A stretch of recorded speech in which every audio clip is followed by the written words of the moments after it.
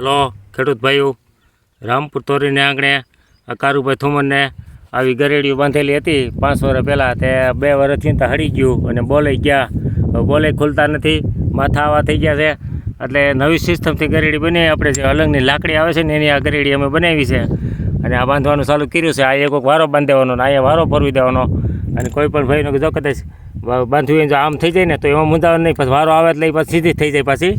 અને થોડીક લાંબી રખાવાની 3 ઇંચની ગરેડી મારે થોડીક વધારે મેં લાંબી રાખવી છે.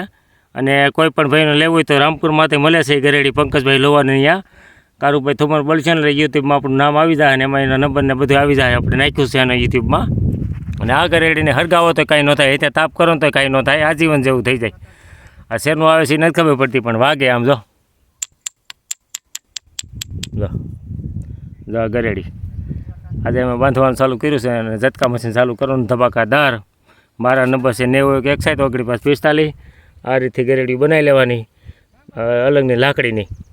કોઈ પણ ભાઈનો મિસ્ત્રી મેરમાં હોય કે મિસ્ત્રીને વોલ પાડવા દઈ દેવાના, પણ મિસ્ત્રી તો બધી ના પાડે છે. એમ બધા કહે છે હરિયા દ્વારા જે ગરેડીઓ વેચતાની એમ કહે છે કે બધા ના પાડે છે કે ખંજોર આવે છે, કપાતું નથી, પાના ઘાઈ જાય છે.